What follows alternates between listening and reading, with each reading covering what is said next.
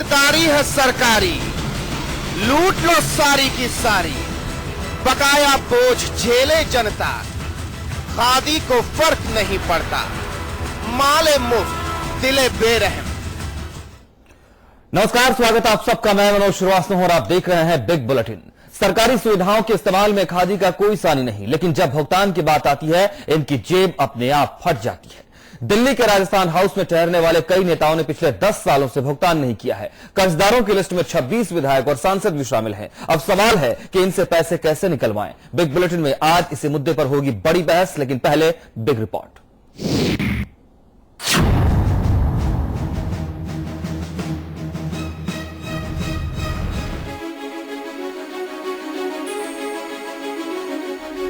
मान न मान बने फिर रहे हैं राजस्थान हाउस के मेहमान।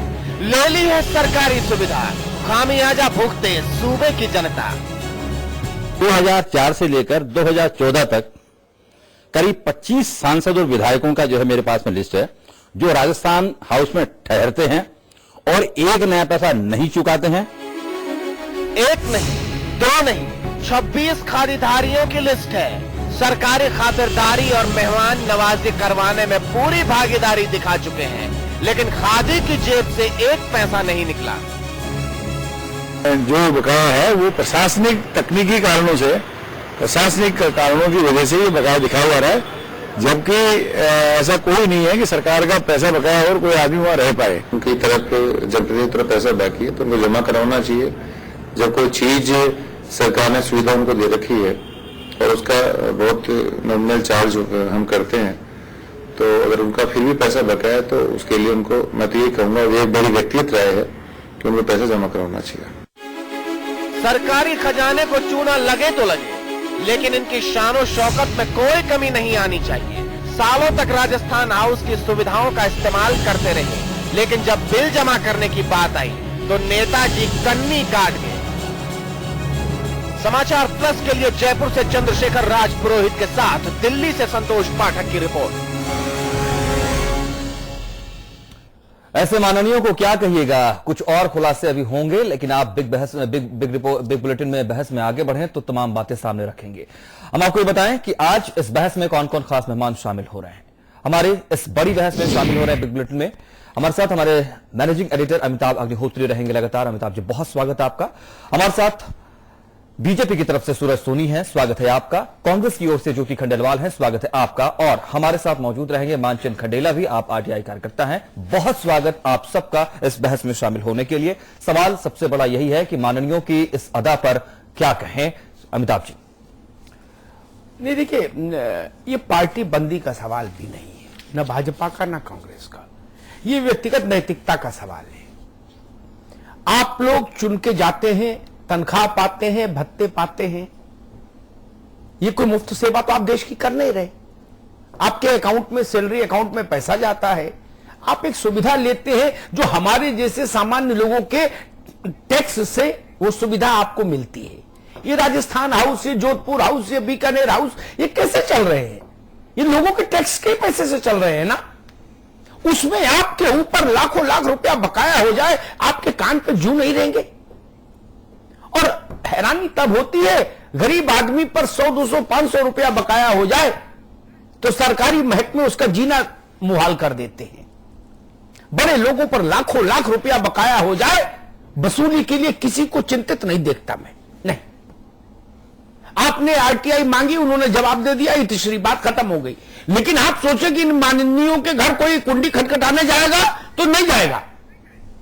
बहुत दबाव डालेंगे तो चिट्ठी भेज देंगे, स्मारक, अनुस्मारक, ठीक है, रिमाइंडर।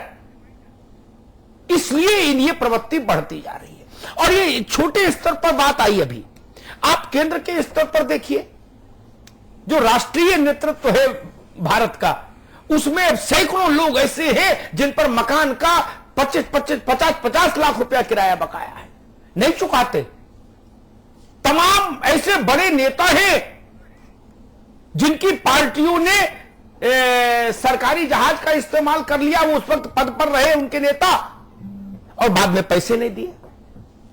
चुनाव के दौरान ऐसा बहुत होता है। चंद्रशेखर जी पर बकाया रहा, देवी गौड़ा पर रहा, गुजराल पर रहा, वाजपेयी जी पर रहा, राजीव गांधी पर रहा। नहीं दिया पैसा बाद में क्या कर लेंगे?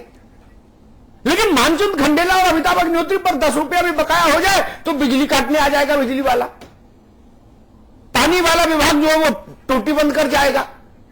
यही जो है ना कि दो धाराएं हैं, राजा के लिए एक व्यवहार और प्रजा के लिए दूसरा व्यवहार, यह आपत्तिजनक है। सूर्या सोनी जी, आपके भी लोग हैं, ज्योति खंडेलवाल जी आपकी तरफ से भी लोग हैं, लेकिन सूर्या सोनी जी आपके पास आऊं मैं सबसे पहले जरा, इस पर आप क्या राय रखते हैं? क्योंकि अगर इस तरह की बात होगी तो फिर आप लोग टैक्स चोरी कर रहे हैं, हम आम लोग या गरीब गुरबे के जो लोग हैं वो उन्हीं के पैसे पर आपको ये फैसिलिटी मिल रही है, आप क्यों चोरी कर रहे हैं? फिर यह आरोप भी लग जाएगा, संगीन है। मनोज जी, जो अमिताभ जी ने कहा मैं इससे पूर्णतः सहमत हूं। ये व्यक्तिगत पार्टियों का मामला न होकर के ये देश की संपत्ति और आम आदमी के पैसे के दुरुपयोग का मामला है। और मैं तो ये कहूंगा, चाहे ब्यूरोक्रेट्स हो, चाहे कितना बड़ा नेता हो, चाहे एमपी एमएलए हो, उनको ये सुविधा मिली हुई है, सब्सिडी ऑलरेडी, सब्सिडी के ऊपर उनको वहां पे कमरे मिलते हैं, भोजन की सुविधा मिलती है। तो इसमें भी बकाया कर करके वो देश की जनता जो बहुत से दबी हुई है उस पर और अधिक बोझ डालने का प्रयास कर रहे हैं। तो ये चाहिए कि अब ये जो परंपरा है इसको खत्म होना चाहिए और ये उधार की परंपरा क्यों रखी जाए? क्यों नहीं सरकार के द्वारा एक परिपत्र जारी करके और ये जो उधारी का सिस्टम है इसको खत्म कर देना चाहिए। आपको ऑलरेडी इतनी सुविधा मिल रही है, वहां ठहरने की मिल रही है, आप देश के लिए काम कर रहे हैं, तो उसके ऊपर भी आप बकाया इतना लाखों के अंदर ये 26 की सूची जो है इसमें लाखों रुपया पेंडिंग छोड़ करके आप जनता जो बोझ से दबी हुई है इस पर और अधिक बोझ डालना चाहते हैं, तो ये गलत है। और अब सरकार का जो विल पावर है, सोनी साहब ये जो लेटर जारी हुआ है और इसके द्वारा वसूला जाएगा, इनको तुरंत जारी नहीं हुआ, लिया गया, झड़पा गया, तुरंत इनसे वसूली करनी चाहिए। और वसूली सोनी साहब, आपकी सरकार आज से और अभी से कसौटी पर कसी जाएगी। आप वसूल लेंगे तो हम आपको साधुवाद देंगे, नहीं वसूल लेंगे तो हम आपकी भी आलोचना करेंगे। ठीक है, ज्योति खंडेलवाल जी, आपके लिए एक अलग सवाल, अब क्या यह समय नहीं आ गया हिंदुस्तान भर में, अकेले राजस्थान भर में नहीं, हिंदुस्तान भर में जो सांसद और विधायकों को जो तमाम सुविधाएं मिल रही हैं, 100 रुपए की चीज 2 रुपया में जो मिल रही है, 98 रुपया उसका मैं भर रहा हूं, मैं से मतलब जनता का टैक्स उसमें खप रहा है, ये सुविधाएं बाजार रेट पर कर दी जाए। राजस्थान हाउस में भी, बीकानेर हाउस में भी, जोधपुर हाउस में भी, सब में कमरे का रेट वही हो जो उस इलाके में कॉमर्शियल चल रहा है। क्या दिक्कत है? तनख्वाह तो अच्छी खासी है भाई। अमिताभ जी, सबसे पहली बात तो ये बिल्कुल ठीक बात है कि ये व्यक्तिगत व्यक्ति पर ही निर्भर करता है कि वो जो सुविधाएं उनकी मिल रही है उसका उपयोग कर रहा है या उसका दुरुपयोग करना शुरू कर रहा है। देखिए, सभी तरह के लोग होते हैं। कुछ लोग ऐसे होते हैं केंद्रीय नेतृत्व में देखें, चाहे हम एमएलए देखें, चाहे एमपी देखें, जो अपना पद जैसे ही छोड़ते हैं वैसे अपना बंगला खाली कर देते हैं, अपने घर में शिफ्ट हो जाते हैं। लेकिन बहुत सारे लोग ऐसे भी होते हैं जो वहीं पर ही टिके रहते हैं, बार बार रिमाइंडर दे दें, उनका घर किसी दूसरे को अलॉट कर दें, फिर भी वो खाली नहीं करते हैं, चाहे वो ब्यूरोक्रेट्स में देखें आप, चाहे जनप्रतिनिधियों में देखें। तो ये जो प्रवृत्ति जो ये है, मुझे लगता है कि इस प्रवृत्ति को रोकने के लिए कहीं ना कहीं सख्त कदम उठाए जाने चाहिए। और जहां तक आप बात कर रहे हैं कि आप सेंट्रल हॉल से ही शुरू हो जाइए, वहीं से सुविधाएं शुरू हो जाती हैं संसद के, जहां पर हर चीज सब्सिडी तौर पर मिलती है। मैं वही कह रहा हूं, इसको बाजार रेट पर कर दे तो कोई दिक्कत तो नहीं नेताओं को। आप चाहे बाजार रेट पर करें, चाहे सब्सिडी के तौर पर करें, अमिताभ जी, में ज्यादा इंपॉर्टेंट बात यह है कि जो भी करें उतना तो ले, कम से कम उतना तो कम से कम वसूल होना ही चाहिए। ये दोनों तरफ से जिम्मेदारी होनी चाहिए कि आप इसे सोच रहे सब्सिडी के तौर पर भी वो जमा नहीं करवा रहे, और जो लेने वाले वसूल करने वाले वो वसूल नहीं कर रहे, तो आप कुछ भी कर लें। बात यह कि वो प्रवृत्ति पैदा की जाए, वहां कुछ नियम ऐसे बनाए जाए कि जो सही बोल रहे थे, मैं तो सूरज जी की बात से भी सहमत हूं कि उधारी का सिस्टम ही नहीं होना चाहिए। आप क्यों उधार छोड़ करके जाना चाहते हैं? जो भी खर्चा हो रहा है उसको नकद पे करके जाए, आप अपने वही की वही पे करने के बाद, जैसे होटल में हम रूम चेकआउट करते हैं वैसे रूम चेकआउट करें और चेकआउट करके अपना जो पेमेंट है उसको तुरंत कर दें। तो मुझे नहीं लगता कि समस्या खंडेलवाल जी, मालूम ये क्यों नहीं हो पाता? ये इसलिए नहीं हो पाता, राज्य सरकार का एक बहुत अदना सा मुलाजिम वहां मैनेजर की कुर्सी पर बैठा होता है, वो एक तो कुर्सी से खड़ा हो जाता है और 3 बार सैल्यूट मारता है, सर सर सर सर, और नेताजी उससे कहते और भाई सब ठीक है, ठीक, बढ़िया, सफाई कराओ, सब इंतजाम देखो, गाड़ी लगवाओ। उसकी हैसियत है, औकात है कि वो बिल रख दे सामने, गाल पर थप्पड़ खाएगा क्या? आप लोग मानोगे, आप लोग उसको मारना शुरू कर दोगे, कहोगे मुझे नहीं जानता, मैं 3 बार का विधायक हूं। वो कोई कहेगा मैं 4 बार हारा हुआ हूं, कोई कहेगा 3 बार जीता हुआ हूं, कोई कहेगा मैं दादा हूं, कोई कहेगा मैं पहलवान हूं, कोई कहेगा मैं आरएसएस का हूं, कोई कहेगा मैं भाजपा का हूं, कोई कहेगा मैं कांग्रेस हूं, कोई कहेगा जी मैं गुर्जर आंदोलन का नेता हूं, मुझसे पैसा मांग रहा, तो दूसरा कहेगा मैं मीणा आंदोलन का नेता हूं। वो मरे, उसके बाल बच्चे नहीं है क्या? अनाथ कर दो उसको, वो पैसा मांग के कहां जाए, मुझे आप समझा दो ना। आपके आगे पीछे तो सिपाही चल रहा है सिक्योरिटी के लिए, वो कैसे पैसा मांग ले? अमिताभ अग्निहोत्री का कागज पकड़ लेगा, आपका नहीं पकड़ेगा, आप माने नहीं जो ठहरे। खैर, मानचंद खंडेला जी, ये एक बड़ा सवाल है। राजस्थान के जरिए एक बहस का सूत्र मिलता है हमें, जो आपने आरटीआई से इतनी मेहनत करके ये आंकड़ा निकलवाया, इससे आंख खुलती है। लेकिन एक बड़ा सवाल है, मैंने 2 दशक तक संसद जब कवर की, अब जब दूसरी तरह की जिम्मेदारी आई तो जाना कम हुआ, 2 दशक तो मैंने बिल्कुल रिलीजियसली कवर की। अंजीर का जूस, मौसमी का जूस, जितने महंगे महंगे फल है उनका जूस, वो कृत्रिम जूस नहीं, ओरिजिनल, 75 पैसे में, 1 रुपए में उस वक्त मिलता था, अब शायद 2 रुपया हो गया होगा, 3 रुपया हो गया होगा, है। मक्खन में भीगे हुए टोस्ट और रसगुल्ला और रसमलाई और फ्रूट चाट और नाना प्रकार के व्यंजन, मुर्गा मुर्गी तीतर बटेर सब। पता लगा कुल खर्चा कितना आया, 25 रुपया। ये लूट तो वहीं से शुरू है जो नीचे प्रधानमंत्री तक जा रही है। इसका समाधान क्या हो? एक मेरे पास एक सुझाव है, आप बताओ, क्या इन लोगों के घर की जैसे सरकारी कर्मचारी की कुड़की हो जाती है अगर पैसा नहीं चुकाए सरकार का, वैसे कुड़की का कोई प्राविधान करा जाए कानून में, क्या किया जाए?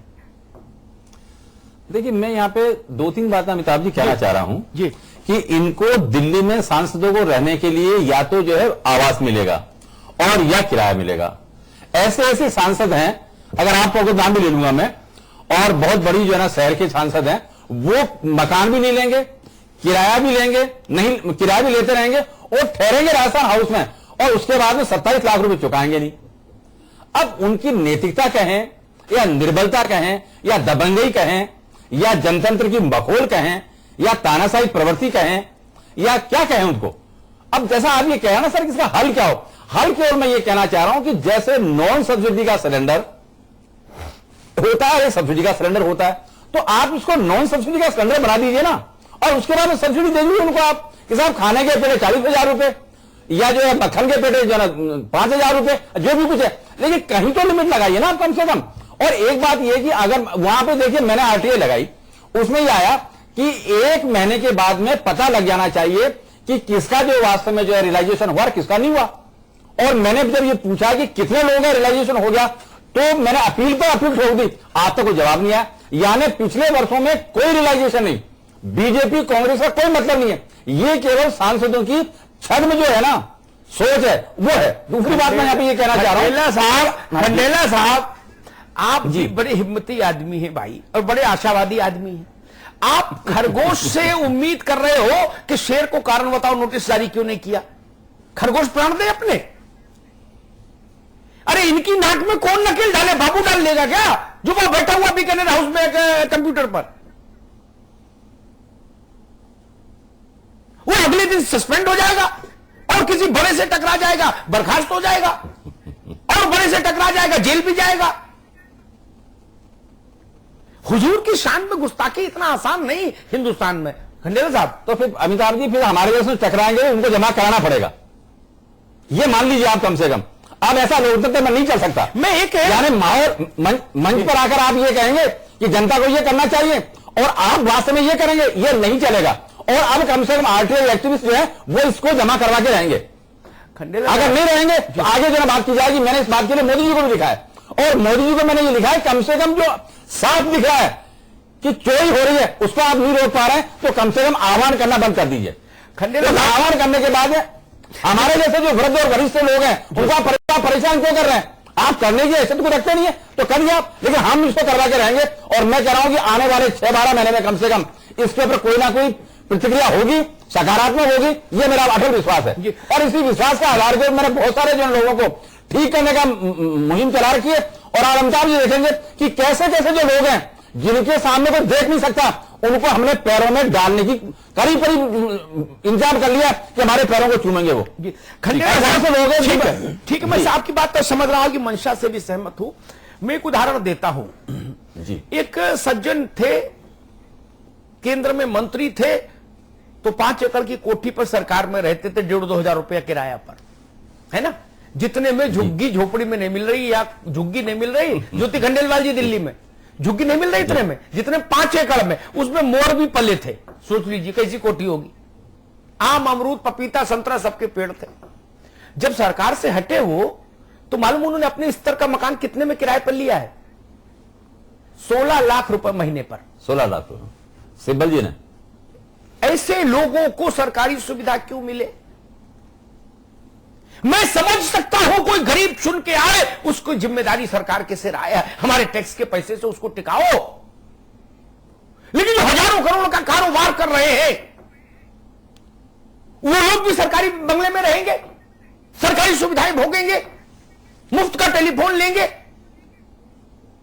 जिनके अपने जहाज चल रहे हैं, जिनके पास जो खुद, जिनके औद्योगिक समूहों के पास निजी विमान है, वो भी इंडियन एयरलाइंस का फ्री कूपन लिए घूम रहे।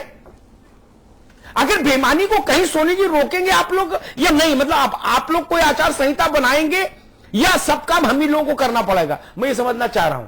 सोनी जी। अमिताभ जी, मेरे 2 सुझाव हैं जी, जो आज मेरे निर्वाचन आयोग को समाचार प्लस पे खबर चलने के बाद में पत्र भी लिखा है।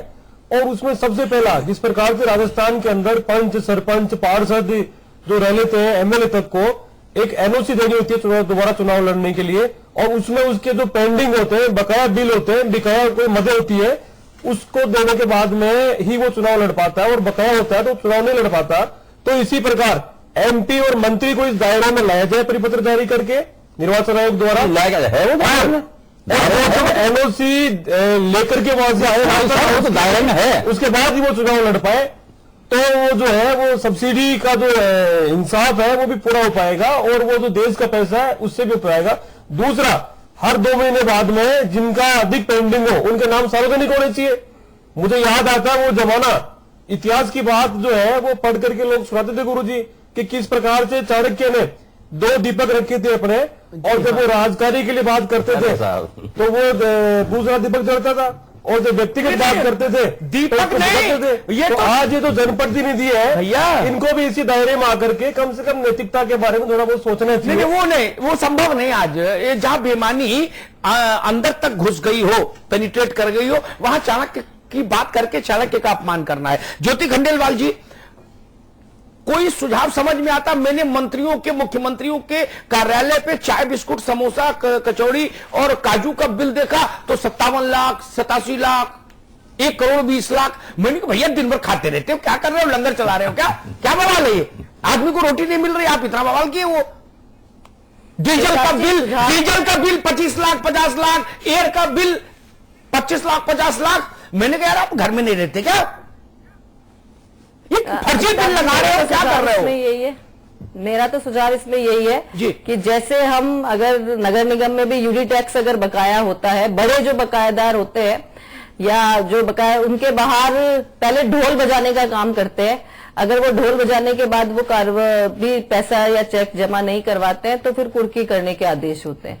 मुझे लगता है कि ये संबंध सीधा नैतिकता से है, और इस तरह से अगर घर के बाहर जाकर के अगर ढोल बजवाया जाए तो निश्चित रूप से उन पर असर पड़ेगा। लेकिन सवाल यही उठता है, आप जो बार बार कह रहे हैं, क्या वो बाबू इतनी हिम्मत रखता है कि उस मानने के घर के बाहर जाकर के ढोल बजवाने का कोई आदेश जारी कर सके? जब तक वो इस तरह का अगर कोई हम यूं कहें कि हिम्मत ही नहीं जुटा पाए और रख ही नहीं पाए, तो ऐसी स्थिति में सबसे सही तरीका यही होता है कि उधार देना ही बंद कर देना चाहिए। इसके अलावा कोई और रास्ता नहीं है कि आप तुरंत ही, आपको जो है नकद ही आप दें, और नहीं तो फिर आप घर के बाहर ढोल बजवाने के लिए तैयार रहें और अपना जो पैसा है वो समय पे जमा करवाएं। निश्चित रूप से जनता का पैसा है, जनता के उपयोग में आना चाहिए। और ये सुझाव भी ठीक है कि जो इतनी ज्यादा जो सब्सिडी जो दे रखी है बहुत उस सब्सिडी को भी खत्म किया जाना चाहिए। और इस तरह की सब्सिडी खत्म करके जब अगर बिल इतने बड़े बड़े बन करके आएंगे, उनकी सूची जब सार्वजनिक होगी या लोगों तक पहुंचेगी, तो निश्चित रूप से कहीं ना कहीं जवाबदेही जो है वो बनती है। खासतौर से अभी एक चुनाव के पहले एनओसी देने की भी बात आई।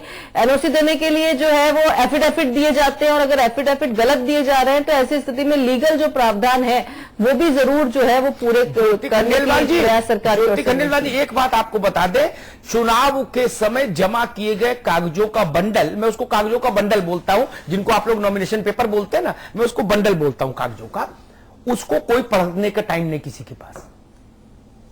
माफ करिए, कहिएगा तो 1000 उदाहरण रख दूंगा। उत्तर प्रदेश का एक मंत्री पहली बार चुनाव लड़ा, लिखा शिक्षा एमए, दूसरी बार चुनाव लड़ा, लिखा बीए, तीसरी बार लड़ा, बोला 12वीं पास। मैंने कहा ये घट कैसे रहा यार, पर चुनाव आयोग ने तो पास किया ना, हु केयर्स? ये बंडल अपने घर रखो, इनका कोई मतलब नहीं। ऐसे ऐसे मजाक मैंने देखे आप लोगों की बिरादरी में। सोना है, मंडेला साहब, खंडेला साहब, सोना है मान लीजिए उदाहरण के तौर पर 30,000 रुपए तोला, और ज्योति खंडेलवाल जी ने, उदाहरण दे रहा ज्योति जी आपका नाम वैसे, मतलब इन्होंने लिख दिया 100 तोला सोना और 100 गुणे 10,000। कोई एसडीएम ये पूछता नहीं कि मैडम इधर आओ इधर आओ इधर आओ, ये तो 33,000 है भाई, 10,000 से गुणा क्यों कर दिया? ठीक है। एक बार एक बहस में मैं फंस गए, एक दिल्ली में नेता थे, उन्होंने दिल्ली के औरंगजेब रोड, जिन्होंने देखा होगा, मेरे ख्याल से ज्योति खंडेलवाल तो दिल्ली बहुत आती है, इन्होंने देखा होगा औरंगजेब रोड। औरंगजेब रोड दिल्ली के सबसे महंगे इलाकों में से एक, वहां फ्लैट भी लीजिए मल्टी उसमें तो भी मेरे ख्याल से 7-8-10 करोड़ में मिले, और कोठी तो जो मिलती है वहां वो 250-300 करोड़ के रेंज की है। उन्होंने वहां अपना फ्लैट दिखा दिया 26 लाख में। मैं एक बहस में उलझ गया, मैंने कहा 28 लाख में मुझे दे दो।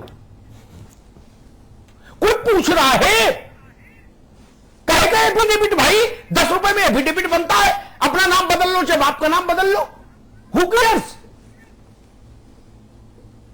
किसी ने पूछा कि औरंगजेब रोड पर 26 लाख में कहां मिलता है? कैसे परमिशन दे दी गई चुनाव लड़ने की? फोर्ड एंडेवर गाड़ी है या फॉर्च्यूनर गाड़ी है, उसकी स्टार्टिंग रेंज है 25 लाख, आपने लिख दिया 10 लाख, वो भी पास हो गया। हो जाता है ना। सोनी साहब, आप भी पर्चा भराते होंगे नेताओं के, जानते हैं ना ये बात तो? जी जी बिल्कुल। 10,000 रुपए में 2 लाख रुपए बीघा जमीन, आप 20,000 रुपए बीघा दिखा के कागज भर देते हो। कहां कहां तक हम लड़ेंगे, कहां कहां तक मानचंद जी लड़ेंगे? इस मुल्क का क्या होगा जहां हर सही काम के लिए आरटीआई डालनी पड़े, अदालत का दरवाजा खटखटाना पड़े? और मुझे नहीं लगता ये सरकार के स्तर पर पैसा जमा नहीं होगा, ये मेरा विश्वास कहता है। ये अदालत से ही पैसा जमा होगा। नेताओं में आंख में पानी नहीं बचा। खंडेला साहब बताइए, कोई स्थिति है क्या कि अपनी नैतिकता से, अगर नैतिकता होती तो ये स्थिति क्यों आती? देखिए, नैतिकता का तो प्रश्न पैदा नहीं था। अब तो सवाल यह आता है कि जो आरटीआई लगाने वाले हैं ना, वो दबंगई करेंगे। मैं आपको कह रहा हूं, और फिर मैं आपसे कह रहा हूं, अब मैंने चुनाव आयोग को लिख दिया है कि वास्तव में इनको जो है ना, आपने निर्वाचित चुनाव लड़ने का टिकट कैसे किया, और अगर ये आरटीआई चुनाव आयोग को लगाई जाएगी कि आपने अपने दायित्व को पूरा क्यों नहीं किया। सवाल यह आता है कि कोई ना बांध का मतलब तो समय को, ये कहावत है, लेकिन अब ये कहावत नहीं चलेगी। और जब ये मंच पर कोई आएगा तभी उनके लिए बोला जाएगा कि बोलना बंद कर दीजिए। और मैं वास्तव में ये कह रहा हूं, तो जितना काम साइलेंटली कर सकते हैं ना, ये साइलेंटली मैंने काम किया, इसका परिणाम निकल गया। आप जैसे ने जिसको जनता के सामने रखा, अब जनता जब पूछेगी उनसे कि आप हमसे क्या कह रहे हो कि अच्छा मैं क्यों जमा करा दूं बिजली के बिल, क्यों जमा करा दूं पानी के बिल, ठीक बात, जब उनके यहां बिल आते ही नहीं है। हाँ, बिजली मर्जी से चलाओ, टेलीफोन मर्जी से करो, ये तो मजाक है। और ऐसा जो है ना, अब तो देखिए मैं कहना चाह रहा हूं कि मैं जो है ना इन निर्वाचित प्रतिनिधियों को सरकारी कर्मचारी कहता हूं। सैलरी लेते हैं, भत्ते लेते हैं, सुविधाएं लेते हैं, ही है, इसीलिए वो भी सरकारी कर्मचारी आते हैं, वो भी लोक सेवक कहे जाते हैं, इसीलिए पब्लिक सर्वेंट भी लोक सेवक कहे जाते हैं, ये भी लोक सेवक। तो इनके ऊपर अंकुश क्यों नहीं? अभी जो है खंडेलवाल जी बोल रही थी, मैं एक बात सिंपल बात ये कहना चाह रहा हूं कि जो कुछ काम आम आदमी के लिए है वो इनके लिए होगा। ये खास हो कैसे गए, मेरे समझ में नहीं आ रहा है। अच्छा, मैं तो कई बार ये कहा करता हूं, मैंने इसकी भी आरटीआई लगा रखी है कि वीआईपी और वीवीआईपी कौन कौन है। मेरी नजर में सबसे बड़ा वीआईपी जो है वो जनतंत्र में जनता है। ठीक है खंडेला साहब, और आप जो है वो चचे भी हैं, चोर भी हैं, माफियागिरी में आगे निकलना होगा, उसके लिए प्रयास आप भी कर रहे हैं। अच्छी बात है, ये होनी चाहिए, प्रयास होना चाहिए। सब लोगों ने अपनी राय जरूर रखी है। संपादक की टिप्पणी का वक्त भी हो चला है। अमिताभ अग्निहोत्री जी, आपके पास आऊं संपादक की टिप्पणी के लिए इस पूरी बहस को लेकर। देखिए, मैं तो क्या कहूं, मतलब मैंने पिछले कुछ सालों में जो एफिडेविट होते हैं ना, जो आप लोग चुनाव आयोग को विवरण देते हैं, उसको पढ़ा। ज्योति खंडेलवाल, सोनी जी, मुझे लगा कि मैं कपिल का कॉमेडी शो देख रहा हूं उनको पढ़ के। बड़े बड़े नेता बेनकाब दिख गए।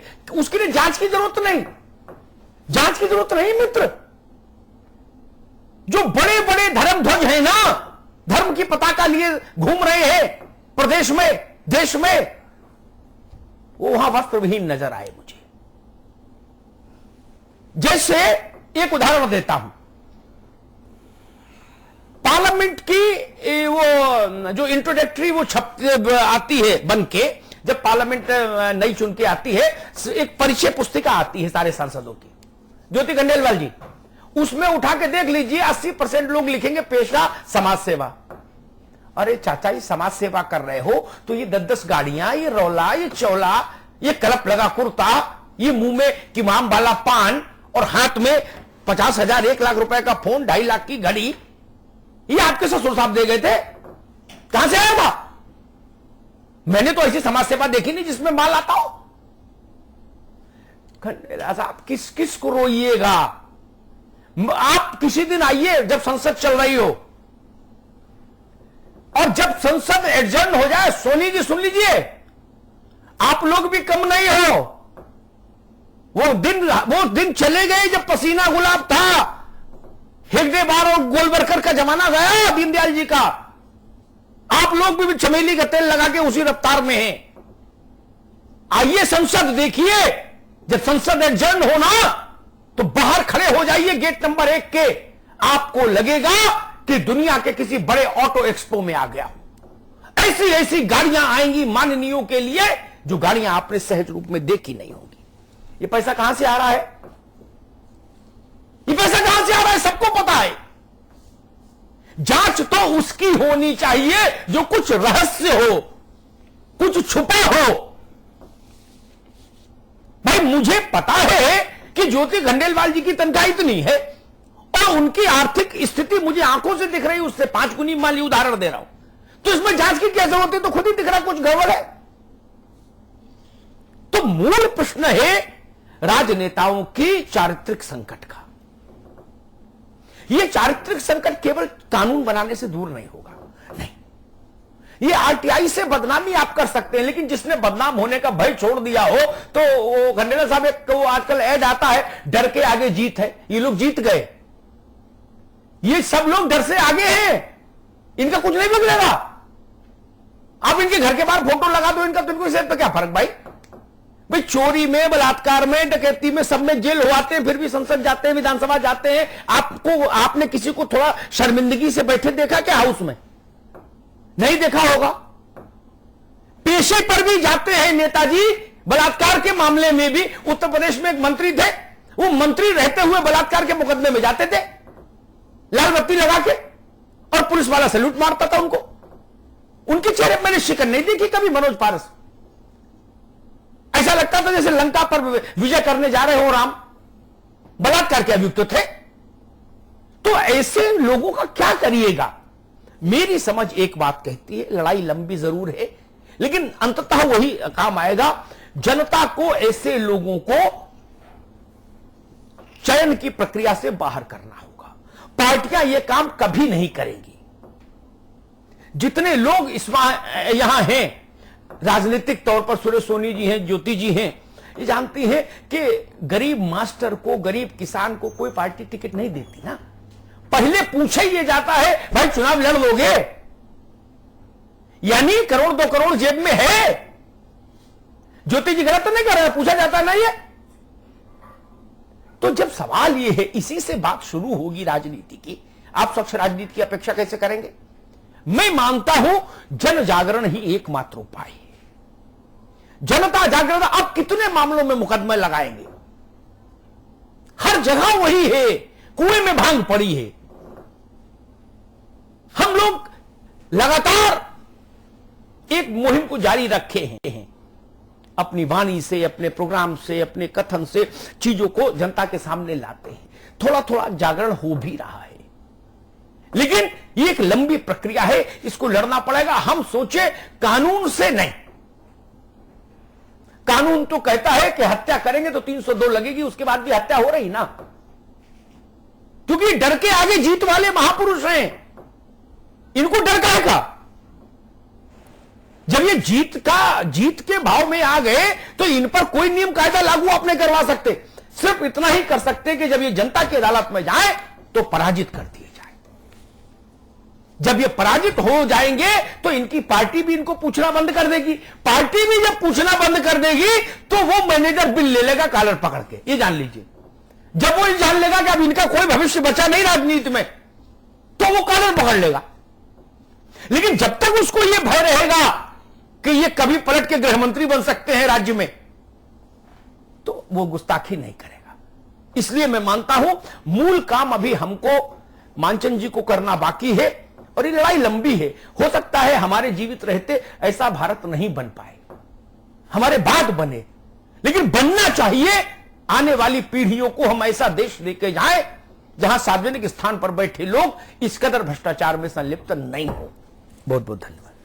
ममता अग्निहोत्री के इस बेबाक संपादक की टिप्पणी के साथ इस बहस को यहां खत्म करते हैं। आप सबका, तमाम मेहमानों का बहुत बहुत शुक्रिया।